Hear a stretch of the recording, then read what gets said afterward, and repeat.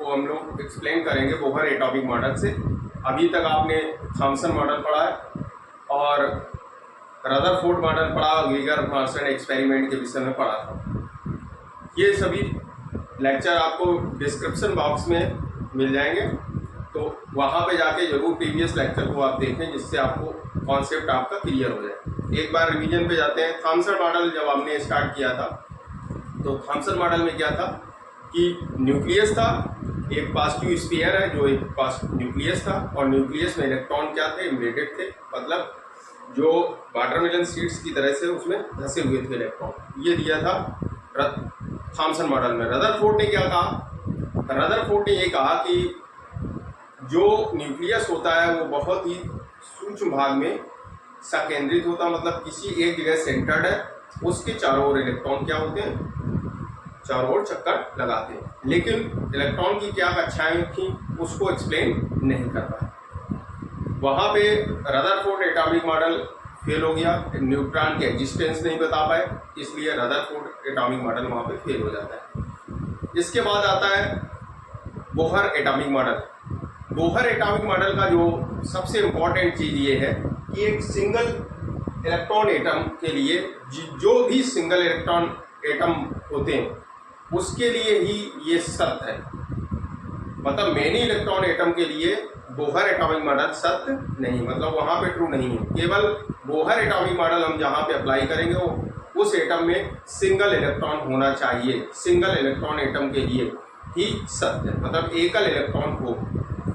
क्योंकि यहाँ पे दोनों तरह के स्टूडेंट मिलते हैं हमको, हिंदी मीडियम और इंग्लिश मीडियम के, इसलिए हम दोनों तरह के कॉन्सेप्ट लेके चल रहे हैं। हिंदी वालों को भी कोई दिक्कत ना हो और इंग्लिश जो मीडियम से उनको भी कोई प्रॉब्लम ना हो, इसलिए दोनों मीडियम में हम पढ़ाने की कोशिश कर रहे हैं, तो किसी भी स्टूडेंट को कोई प्रॉब्लम ना हो। रिवीजन आपको बहुत ज़रूरी है, रिवीजन आप करते रहें और कंपेरिजन करके पढ़ा करें। जिस तरह से आपने स्टार्ट किया, थॉमसन मॉडल लिखें, इसके बाद रदरफोर्ड मॉडल और इसके बाद में बोहर मॉडल। अब आप देखें कि किसने क्या एक्सप्लेन किया है, उनको नोट करते जाएं। इसके बाद में सबके फेलियर कंडीशन क्या है, क्यों फेल हो गया, उस पॉइंट को नोट करते जाएं, तो आपको कोई भी मॉडल याद करने में किसी तरह की दिक्कत नहीं आएगी। और जब आप एग्जामिनर के सामने जाएंगे वाइवा देने के लिए फिजिक्स का, तब आपको क्वेश्चन का जवाब देने में कोई भी प्रॉब्लम नहीं आएगी, अगर आप कंपैरिजन करके पढ़ते हैं। इसलिए नोट्स जब आप बनाएं तो एक समरी दें, और उस समरी में थॉमसन मॉडल है, रदरफोर्ड मॉडल है, बोहर एटॉमिक मॉडल है, ठीक है, इनको कंपैरिजन करके नोट्स आप बनाएं। तो हम आते हैं बोहर एटॉमिक मॉडल पे। तो बोहर एटॉमिक मॉडल का कीवर्ड आपको जो याद रखना है वो क्या है कि एकल इलेक्ट्रॉन के लिए, सिंगल इलेक्ट्रॉन एटम के लिए ये सत्य है, सिंगल इलेक्ट्रॉन एटम के लिए। आप ये बात बहुत अच्छे से याद करें। बोहर एटॉमिक मॉडल किसके लिए सत्य है? सिंगल इलेक्ट्रॉन के लिए। ये वाइवा में क्वेश्चन भी पूछा जा सकता है। अगर आपसे कहा गया कि मॉडर्न फिजिक्स में आप क्या जानते हैं, तो आपने कहा हमें बोहर मॉडल आता है, तो बोहर मॉडल में तुरंत वो पूछ देंगे एग्जामिनर की बोहर मॉडल किसके लिए सत्य है। क्या आप हीलियम पे अप्लाई करेंगे या हाइड्रोजन पे अप्लाई करेंगे, तो हीलियम एटम कैसा होना चाहिए। तो ये आपको याद रखना चाहिए कि hydrogen like atom, helium plus, helium में 2 इलेक्ट्रॉन होते हैं 2He4, तो एक इलेक्ट्रॉन यहाँ से चला जाएगा तो हीलियम पे चार्ज कैसा आ जाएगा, प्लस। केमिस्ट्री के स्टूडेंट जानते हैं, डोनर है ये क्या करता है, डोनेट कर रहा है। तो यहाँ पे कितना चार्ज आ जाएगा, एक इलेक्ट्रॉन उसने निकाल दिया तो हीलियम हो गया प्लस, पॉजिटिव। तो आउटर मोस्ट ऑर्बिट में इलेक्ट्रॉन कितना है इसका, 1। ऐसे Li+2, Li में 3 होते हैं, 2 डोनेट कर देगा तो 1 इलेक्ट्रॉन रहेगा, ऐसे Na+1। इस तरह का कोई भी हाइड्रोजन लाइक एटम है तो आप बोहर मॉडल को अप्लाई कर सकते हैं, बोहर मॉडल वहां पे अप्लाई होगा, ठीक है। अच्छा, इसमें क्या था, एक पॉजिटिव न्यूक्लियस है, क्या है, पॉजिटिव न्यूक्लियस। सबने लिया है, थॉमसन ने भी कहा था, रदरफोर्ड ने भी कहा, और उस पॉजिटिव न्यूक्लियस के चारों ओर इलेक्ट्रॉन क्या करते हैं, एक निश्चित कक्षा में चक्कर लगा रहे हैं। तो ये एक स्टेबल ऑर्बिट है। स्टेबल ऑर्बिट को का कॉन्सेप्ट दिया बोहर ने, जबकि रदरफोर्ड ने कोई ऐसी स्टेबल ऑर्बिट का कॉन्सेप्ट नहीं दिया था। उन्होंने क्या कहा था कि आउटर मोस्ट ऑर्बिट में कोई भी ऐसी कक्षाएं हैं जो न्यूक्लियस के चारों ओर इलेक्ट्रॉन क्या करते हैं, चक्कर लगाते हैं। जिस तरह से पृथ्वी सूर्य के चारों ओर चक्कर लगाती, इतनी बात रदरफोर्ड ने बोली थी। लेकिन बोहर ने उसी चीज को बहुत अच्छे से एक्सप्लेन किया और उन्होंने बताया क्या कि इलेक्ट्रॉन एक स्टेबल ऑर्बिट में, वो स्टेबल ऑर्बिट हमारी कैसी होनी चाहिए, स्टेबल ऑर्बिट जिसमें इलेक्ट्रॉन रेडिएशन नहीं देता, मतलब without emitting radiation, stable orbit without emitting radiation. ऐसी ऑर्बिट इलेक्ट्रॉन की वो परमिटेड ऑर्बिट जिसमें इलेक्ट्रॉन ऊर्जा का उत्सर्जन नहीं करता, without emitting radiation. Without emitting radiation के इलेक्ट्रॉन हमारा क्या कर रहा है, इस कक्षा में घूम रहा है। तो बोहर इसी चीज को तो एक्सप्लेन नहीं कर पाए थे। उन्होंने क्या कहा था, एक पॉजिटिव न्यूक्लियस है और न्यूक्लियस के चारों ओर इलेक्ट्रॉन चक्कर लगाते हैं। तो उनसे ये पूछा गया कि अगर कोई भी इलेक्ट्रॉन है वो क्या है, चार्ज पार्टिकल है, और चार्ज पार्टिकल अगर एक्सेलरेट होता है, त्वरित होता है, तो त्वरित होने के कारण उसमें क्या होता है, ऊर्जा का उत्सर्जन होता है, वो रेडिएशन उत्पन्न करता है। कोई भी चार्ज अगर मूव करेगा, एक्सेलरेट करेगा, तो एक्सेलरेशन के कारण उसमें क्या होगा, ऊर्जा का उत्सर्जन होगा। तो ऊर्जा का जब उत्सर्जन करेगा मास एनर्जी इक्विवेलेंट रिलेशन से, तो रेडिएशन उत्पन्न करेगा। रेडिएशन उत्पन्न करने से क्या होगा, उसकी एनर्जी का लॉस होगा और धीरे धीरे इलेक्ट्रॉन अपनी कक्षाओं को बदलता हुआ न्यूक्लियस में गिर जाएगा। इस तरह से पदार्थ नहीं बन पाएगा।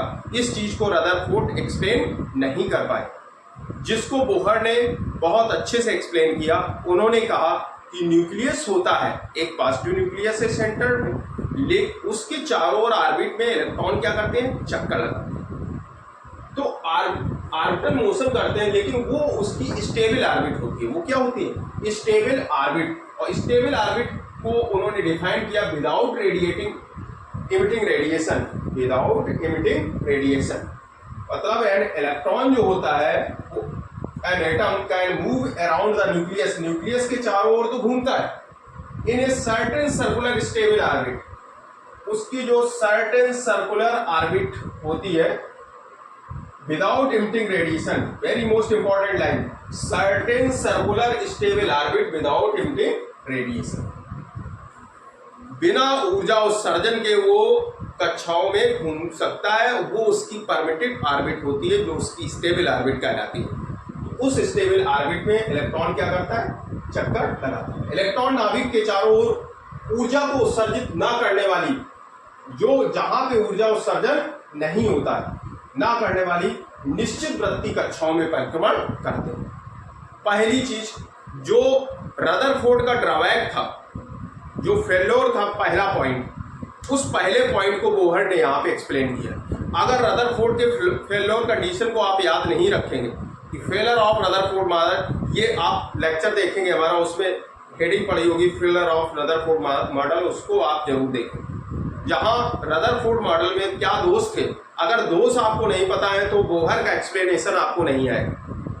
पहला दोष यही था, उन्होंने ये एक्सप्लेन नहीं कर पाए थे रदरफोर्ड कि इलेक्ट्रॉन अपनी कक्षाओं में न्यूक्लियस के चारों ओर घूमते हैं, तो न्यूक्लियस के चारों ओर कोई चार्ज पार्टिकल अगर घूमता है तो वो क्या करता है, ऊर्जा का उत्सर्जन करता है। एक बार और आप शॉर्ट फॉर्म में समझ सकते हैं कि कोई भी इलेक्ट्रॉन है जो अपनी एक परमिटेड कक्षा में, जो उसकी परमिटेड कक्षा है उसमें रेवोल्यूशन कर रहा है, घूम रहा है, उसी को हम बोलते हैं उसकी स्टेबल ऑर्बिट। इस ऑर्बिट में इलेक्ट्रॉन एनर्जी का उत्सर्जन नहीं करता है, विदाउट इमिटिंग रेडिएशन ये घूमता है, तो ये अपनी कक्षा में स्टेबल रहेगा। जब ऊर्जा का उत्सर्जन नहीं करेगा तो इलेक्ट्रॉन पे जो आवेश रहेगा वो फिक्स है, इलेक्ट्रॉन का मास फिक्स हो जाएगा। मास वेरी करने से इलेक्ट्रॉन की कक्षाएं क्या होती हैं, कम होती जाती हैं। जब ऊर्जा का उत्सर्जन नहीं करेगा, E=mc² के अकॉर्डिंग एक ये फार्मूला होता है, delta E = delta m × c²। Delta m होता है मास वेरिएशन और डेल्टा m का रिलेशन वेलोसिटी के साथ में होता है। जो m होता है ये इसका एक रिलेशन होता है, m = m0 √1 - v²/c²। तो अगर कोई भी इलेक्ट्रॉन की वेलोसिटी अगर लगभग प्रकाश की वेलोसिटी के लगभग बराबर होती तो v = c, अगर इस वेलोसिटी से रेडिएट करेगा, मूव करेगा, तो उसका मास वेलोसिटी के अकॉर्डिंग चेंज हो जाएगा। m0 रेस्ट मास है, इलेक्ट्रॉन का रेस्ट मास होता है 9.1 इंटू 10⁻31 kg। तो ये रेस्ट मास है। अगर इलेक्ट्रॉन मूव करेगा विद वेलोसिटी v, तो v वेलोसिटी से मूव कर रहा है तो मास जो हो जाएगा डेल्टा m वो चेंज हो जाता है। जब किसी बॉडी का मास चेंज होगा और वो किसी सर्कुलर पाथ पे मूव कर रही है, रेवोल्यूशन हो रहा है उसका सर्कुलर पाथ पे, अपनी कक्षाओं में घूम रही है, तो जब इसका द्रव्यमान चेंज होगा तो ये लगातार नाभिक, क्योंकि नाभिक में क्या है, अट्रैक्शन है, पॉजिटिव चार्ज है, इलेक्ट्रॉन पे कैसा है, नेगेटिव चार्ज, तो नाभिक क्या करता है, इलेक्ट्रॉन को आकर्षित करता है। जब द्रव्यमान कम होता जाएगा तो उस पर आवेश कम हो जाएगा, तो धीरे धीरे वो न्यूक्लियस में आके गिर जाएगा, जिससे पदार्थ नहीं बनेगा। तो इसी चीज को एक्सप्लेन करने के लिए बोहर ने ये कहा कि इलेक्ट्रॉन अपनी एक कक्षा में घूमता है, जिस कक्षा में घूमता है उस कक्षा में वो ऊर्जा का उत्सर्जन नहीं करता। मतलब क्या, इलेक्ट्रॉन नाभिक के चारों ओर ऊर्जा उत्सर्जित उत्सर्जित ना करने वाली वृत्ताकार कक्षाओं में परिक्रमा करता है, वृत्ताकार कक्षाओं में परिक्रमा कर सकता है। तो उसकी एक सर्टेन सर्कुलर ऑर्बिट होती है without radiating energy, energy radiation नहीं होता, उस कक्षा में वो घूमता है। आप देखो ये फर्स्ट पॉइंट इसका हो गया, बोहर का फर्स्ट पॉइंट, जो इसके पास्टुलेट है। फर्स्ट पास्टुलेट बोहर का आपने एक्सप्लेन किया। कीवर्ड आपके सामने है, क्या है कि स्टेबल ऑर्बिट में है विदाउट रेडिएटिंग एनर्जी, वो एक निश्चित कक्षा में ऊर्जा का उत्सर्जन नहीं करता है और एक सर्कुलर पाथ पे घूमता है। दूसरा पॉइंट, आपने मैकेनिक्स में फर्स्ट ईयर में पढ़ा होगा एंगुलर मोमेंटम, कोणीय संवेग। तो एंगुलर मोमेंटम जो होता है, जब इलेक्ट्रॉन अपनी वृत्तीय कक्षा में घूमता है तो जो उसका एंगुलर मोमेंटम होता है वो क्वांटाइज्ड होता है, मतलब उसकी जो वैल्यू होती है वो क्वांटीकृत होती है, क्वांटीकृत वैल्यू मिलती है। क्वांटीकृत वैल्यू क्या होती है, जैसे आपने चार्ज पढ़ा होगा इलेक्ट्रोस्टैटिक में Q = Ne, तो किसी भी इलेक्ट्रॉन पे जो चार्ज होता है वो मिनिमम चार्ज होता है वो E = 1.6 × 10⁻19 kg कूलाम होता है, 1.6 × 10⁻19 कूलाम, ये मिनिमम आवेश है। इसी तरह से जो एंगुलर मोमेंटम होता है, एंगुलर मोमेंटम कोणीय संवेग होता क्या है, एमवीआर। कोणीय संवेग क्या होता है, एमवीआर। जो magnitude of angular momentum, magnitude of electron angular momentum is quantized, क्वांटीकृत होता है। तो मैग्नीट्यूड क्या होता है, angular momentum MVR. Angular momentum क्या होता है, एमवीआर। इससे कम दिखाई दे रहा होगा, यहां से देखो एमवीआर, ये एंगुलर मोमेंटम। ये क्या होता है, ये क्वांटीकृत होता है। क्या होता है, क्वांटीकृत होता, और इसका जो मान होता है वो h/2π का पूर्ण गुणज होता है, मतलब NH/2π। n = क्या होगा, n को बोलते हैं प्रिंसिपल क्वांटम नंबर, और इसकी वैल्यू जो होती है 1, 2, 3 ... मतलब कि फ्रैक्शनल पार्ट कोई भी नहीं होता इसमें कोई भी इसका फ्रैक्शनल 1/2 नहीं होगा, 1/3 नहीं होगा, 1/4 नहीं होगा, 1, 2, 3 के फॉर्म होगा। इंटीजर फॉर्म होते जो उसमें निकालते हैं 1, 2, 3 ... तो एमवीआर जो होता है, कोणीय संवेग होता है, वो h/2π का पूर्ण गुणज होता है। इस चीज को आप इस तरीके से लिख सकते हैं, सेकंड पॉइंट को उसको नोट कर लीजिए, किसी इलेक्ट्रॉन का कोणीय संवेग h/2π का पूर्ण गुणज होता है। तो पूर्ण गुणज इसलिए एमवीआर जो कोणीय संवेग है, mvr angular momentum, mvr NH/2π। तो एंगुलर मोमेंटम जो होता है वो NH/2π का पूर्ण गुणज होता है। ये आपको ध्यान रखना है। किसी भी कोई भी इलेक्ट्रॉन जब इस ऑर्बिट के चारों ओर चक्कर लगाता है तो इसकी वेलोसिटी v वेलोसिटी से घूम रहा है, ठीक है। यहाँ से रेडियस कितनी है, r, द्रव्यमान कितना है, m, तो इसका एंगुलर मोमेंटम j जो होगा कितना हो जाएगा, mvr। ये जो j होगा वो h/2π का पूर्ण गुणज होगा। इसका स्क्रीनशॉट आप ले लें। सेकेंड पॉइंट को आपको देखना है इसमें, बोहर एटॉमिक मॉडल का। इसमें क्या है कि पॉजिटिव न्यूक्लियस हो गया, न्यूक्लियस की चारों ओर कोई भी स्टेबल ऑर्बिट है, उसमें इलेक्ट्रॉन है। Suppose that electron mass m, इसका द्रव्यमान कितना है m, और ये इस ऑर्बिट में v वेलोसिटी से घूम रहा है, और इसकी यहां से डिस्टेंस है सेंटर से r। तो अब यहाँ पे आप इसका पहले लीनियर मोमेंटम इसका क्या होगा, रेखीय संवेग, linear momentum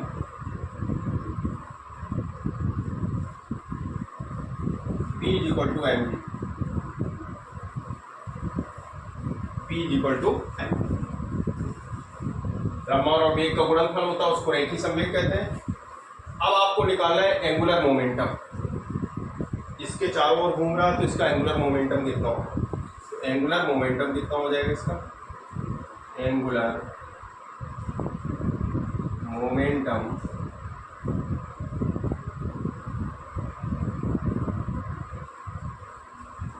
J equal R cross P, J equal to R cross P। Linear momentum की डायरेक्शन क्या है, ये R की डायरेक्शन क्या है, दोनों के बीच एंगल कितना बन रहा है, 90 डिग्री, ठीक है। तो इसको हम J इक्वल टू लिखेंगे RP sin 90, sin 90 की वैल्यू कितनी होगी 1। अब J की वैल्यू यहाँ पे यूज करेंगे तो J P equal to MV, तो MV R। तो यहाँ पे आपने क्या कैलकुलेट किया, इसका angular momentum according to Bohr model.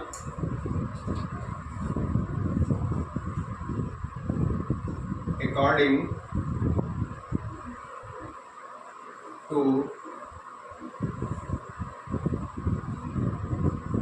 Bohr model, according to Bohr model क्या होता है, एंगुलर मोमेंटम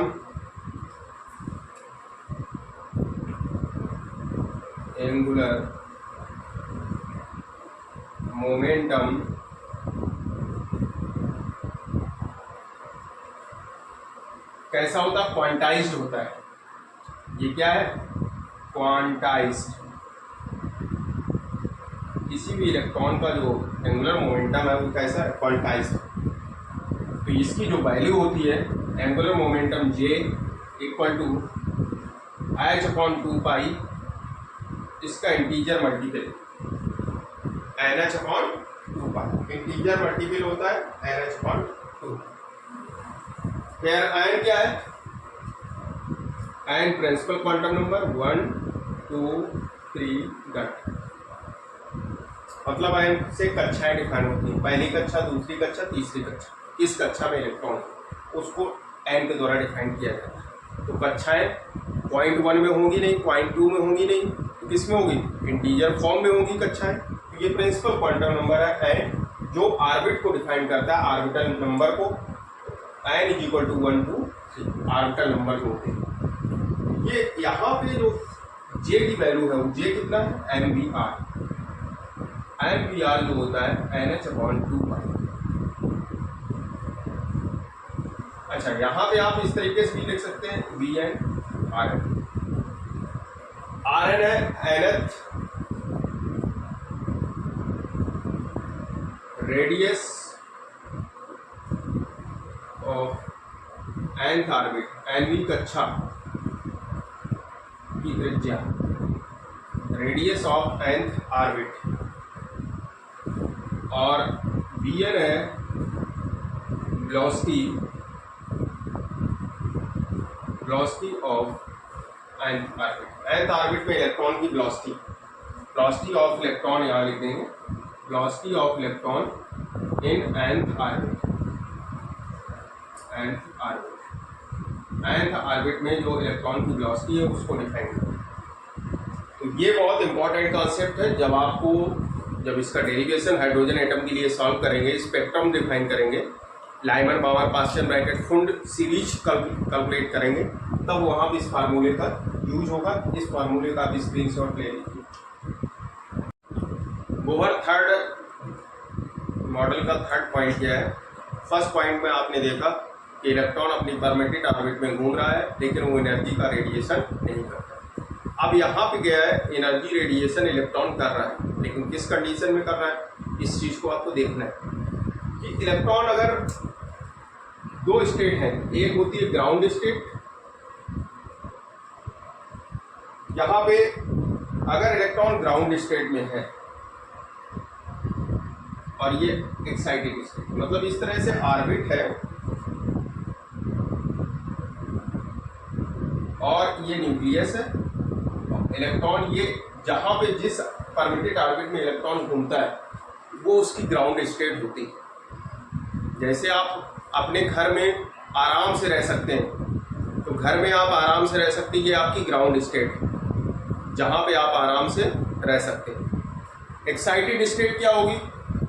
जहाँ पे आप निकल के बाहर जा रहे हैं, कई लोगों से मिल रहे हैं, तो एक्साइटेड स्टेट है। तो यहाँ पे इस ग्राउंड स्टेट से यहाँ पे ये क्या है? इसकी ग्राउंड स्टेट, ये ग्राउंड स्टेट में है इलेक्ट्रॉन और ये इसकी एक्साइटेड स्टेट, एक्साइटेड स्टेट। मतलब ये हुआ कि अगर इलेक्ट्रॉन हमारी फर्स्ट ऑर्बिट में है, यहाँ n=1 और इससे बाहर की जो ऑर्बिट हो जाएगी वो n=2 पे होगी, ये 2। अगर कोई इलेक्ट्रॉन अपर ऑर्बिट, यहाँ पे एनर्जी E2 है और यहाँ की एनर्जी E1, यहाँ पे जो इलेक्ट्रॉन होगा उसकी एनर्जी E1 होगी, यहाँ पे E2 है, मतलब ये ग्राउंड स्टेट है तो E1 हो गई, एक्साइटेड स्टेट E2। अब कोई भी इलेक्ट्रॉन यहाँ पे है इस जगह, अगर वो इलेक्ट्रॉन इस अपर एक्साइटेड स्टेट से, एक्साइटेड स्टेट से मतलब उच्च ऊर्जा स्तर में है, उच्च ऊर्जा स्तर से निम्न ऊर्जा स्तर में आ रहा है, उच्च ऊर्जा स्तर को हम एक्साइटेड स्टेट बोलते हैं, मैक्सिमम एनर्जी लेवल, वही उसकी एक्साइटेड स्टेट होती है। और ग्राउंड स्टेट निम्न एनर्जी, जहाँ पे निम्न ऊर्जा स्तर होता है उसको ग्राउंड स्टेट कहते हैं। ठीक है, ये ध्यान रखना है। एक्साइटेड स्टेट उच्च ऊर्जा स्तर और जो ग्राउंड स्टेट है वो निम्न ऊर्जा स्तर। निम्न ऊर्जा स्तर में की एनर्जी E1 है, एक्साइटेड ऊर्जा स्तर की एनर्जी E2। अगर कोई इलेक्ट्रॉन अपर ऊर्जा स्टेट में, मतलब इस जगह पे है, इस ऑर्बिट में, और ये इलेक्ट्रॉन ग्राउंड स्टेट में आना चाह रहा है, यहाँ से किस जगह पे आ रहा है? ग्राउंड स्टेट में। अगर ग्राउंड स्टेट में आएगा, इसका ट्रांजिशन हो रहा है या जंप कर रहा है यहाँ से इस स्टेट में, तो ये क्या करेगा? इस जगह पे जब ग्राउंड स्टेट में आएगा अपर ऊर्जा स्टेट से, तो ये क्या करता है? एनर्जी का रेडिएशन करता है। हमने क्या बताया था? एक जगह आप लोग कह रहे होंगे, एक जगह सर बता रहे थे ऊर्जा का उत्सर्जन नहीं होता है। ऊर्जा का उत्सर्जन कब नहीं करता है? जब वो अपनी ऑर्बिट में रोटेशन करता है, अपनी ऑर्बिट में है, लेकिन अगर कक्षा बदल रही है, एक अपर कक्षा से दूसरे कक्षा में आ रहा है, मतलब उच्च ऊर्जा स्तर से निम्न ऊर्जा स्तर में आ रहा है, तो एक्साइटेड स्टेट से ग्राउंड स्टेट में जब आएगा तो ये ऊर्जा का उत्सर्जन करेगा, और वो ऊर्जा कितनी होगी? फोटॉन एनर्जी के बराबर। किसके बराबर? फोटॉन एनर्जी, फोटॉन एनर्जी के इक्वल होगी, और फोटॉन एनर्जी होती है E=hν। फोटॉन की एनर्जी क्या होती है? E=hν। H क्या है? अगर आपने फर्स्ट ईयर के लेक्चर हमारे देखे होंगे तो वहाँ पे हमने डायमेंशन कैलकुलेट कराई थी। डायमेंशन में H को बताया था। H क्या है? प्लांक कांस्टेंट, और न्यू क्या है? फ्रीक्वेंसी। E एनर्जी का टर्म है। तो फोटॉन की एनर्जी के इक्वल हो जाता है। तो इसको हम इस तरह से लिख सकते हैं कि कोई भी इलेक्ट्रॉन की जो एनर्जी डिफरेंस होता है, upper energy E2 minus E1, excited state minus ground state, जो इसका डिफरेंस होगा, दोनों लेवल का जो डिफरेंस होगा वो फोटॉन ऊर्जा के इक्वल होता है, hν के इक्वल होता है। पहला तो कॉन्सेप्ट ये दिया था बोहर ने, फर्स्ट कॉन्सेप्ट ये दिया गया आपके सामने कि इलेक्ट्रॉन अगर ट्रांजिशन कर रहा है अपर स्टेट से, इस स्टेट से यहाँ से किस में आ रहा है? यहाँ पे आ रहा है, तो ये hν फोटॉन का क्या करेगा? रेडिएशन करेगा। hν फोटॉन यहाँ से रेडिएट होगा। सेकेंड स्टेप क्या है? अब आप ये बोल सकते हैं कि अगर इलेक्ट्रॉन ग्राउंड स्टेट में हो, मतलब निम्न ऊर्जा स्तर में और अपर ऊर्जा स्तर में जाना है, तब भी तो इलेक्ट्रॉन कक्षाओं को चेंज कर रहा है। मतलब अगर इलेक्ट्रॉन इस जगह पे है और वो उसका ट्रांजिशन किधर हो रहा है, इस ऊर्जा स्तर में हो रहा है, अपर में जा रहा है। पहले ऊपर से नीचे आया था, उच्च ऊर्जा स्तर से निम्न ऊर्जा स्तर में, अब निम्न से उच्च ऊर्जा में जा रहा है। मतलब एक्साइटेड स्टेट ईएस से जीएस से ईएस में जा रहा है, ground state to excited state जा रहा है। तो अब क्या होगा, सेकेंड पॉइंट इसका क्या हो जाएगा, फ्रेमिंग चेक करें।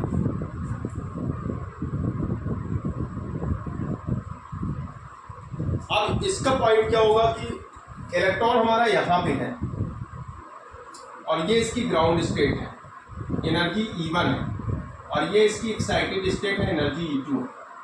इलेक्ट्रॉन ग्राउंड स्टेट में है और अपर ऊर्जा स्टेट में, उच्च ऊर्जा स्तर में जाना है, एक्साइटेड स्टेट में जाना है इलेक्ट्रॉन को। तो क्या होगा यहाँ पे, क्या होगा कि ये क्या करेगा, एक फोटॉन की एनर्जी को एब्जॉर्ब करेगा, hν ऊर्जा को एब्जॉर्ब करेगा, तब ये यहाँ से ट्रांजिशन करके किस में पहुंचेगा, अपर एक्साइटेड स्टेट में। दोनों कंडीशन में रेडिएशन हो रहा है, तो यहाँ से ये जाएगा इस पॉइंट पे आ जाएगा।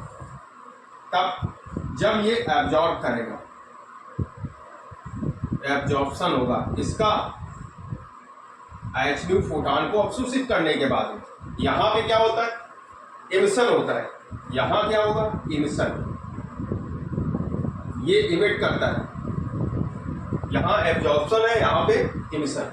ये इमिट करेगा तो hν फोटॉन को, एनर्जी को रिलीज करता है, और यहाँ पे क्या करता है, गेन करता है। दोनों चीजें आपको समझ में आ जाना चाहिए कि radiation of energy occurs only when an electron jumps from one permitted orbit to another. एक जिस कक्षा में इलेक्ट्रॉन है, परमिटेड ऑर्बिट क्या है, जिसमें वो ग्राउंड स्टेट में रह के, ग्राउंड स्टेट क्या, जहां पे वो ऊर्जा का उत्सर्जन नहीं करता। फर्स्ट मॉडल, बोहर का फर्स्ट मॉडल का फर्स्ट पास्टुलेट, बोहर मॉडल का फर्स्ट पास्टुलेट क्या था कि इलेक्ट्रॉन अपनी परमिटेड ऑर्बिट में घूमता है और वो ऊर्जा का उत्सर्जन नहीं करता है। तो वही जब ऊर्जा का उत्सर्जन नहीं करता है इलेक्ट्रॉन, तो इस चीज को आप समझ सकते हैं कि वो ही उसकी ग्राउंड स्टेट होती है। क्या होती है, ग्राउंड स्टेट। तब उस टाइम पे जो ग्राउंड स्टेट में इलेक्ट्रॉन न्यूक्लियस के चारों ओर घूम रहा, उस समय उसका जो कोणीय संवेग होगा वो NH/2π का पूर्ण गुणज होगा। मतलब जो उसका एंगुलर मोमेंटम है वो क्वांटाइज्ड होता है, एंगुलर मोमेंटम इज क्वांटाइज्ड। ये second point, second postulate. Third postulate ये है कि रेडिएशन करता है इलेक्ट्रॉन। इलेक्ट्रॉन ऊर्जा का उत्सर्जन कब करेगा, जब एनर्जी लेवल को ट्रांजिशन करेगा, first energy level to second, second to first. मतलब क्या है कि ये ग्राउंड स्टेट है और ग्राउंड स्टेट ये अपर एक्साइटेड स्टेट। अगर कोई इलेक्ट्रॉन अपर एक्साइटेड स्टेट से ग्राउंड स्टेट में आएगा तो वो फोटॉन एनर्जी को रिलीज करता है, और अगर वो ग्राउंड स्टेट से एक्साइटेड स्टेट में जाएगा तो वो फोटॉन एनर्जी को एब्जॉर्ब करेगा। ठीक है, तो एब्जॉर्ब और एमिशन दो कॉन्सेप्ट हैं। दोनों कॉन्सेप्ट में ऊर्जा का क्या हो रहा है, ऊर्जा जनरेट हो रही है, मतलब रेडिएशन हो रहा है ऊर्जा का। तो ये एनर्जी डिफरेंस जो होता है वो hν के इक्वल होता है। आप अपने दिमाग में थर्ड पोस्टुलेट में केवल इतनी बात ध्यान रखें कि इलेक्ट्रॉन जंप कर रहा है one excited state to other, एक ऑर्बिट से दूसरे ऑर्बिट में जाएगा तो ऊर्जा का उत्सर्जन करेगा। इस चीज को आप अच्छे से समझ लें। आई होप आपको बोहर मॉडल समझ में आ गया होगा। प्लीज चैनल को लाइक एंड सब्सक्राइब करें और बेल आइकन को प्रेस करें। Thank you.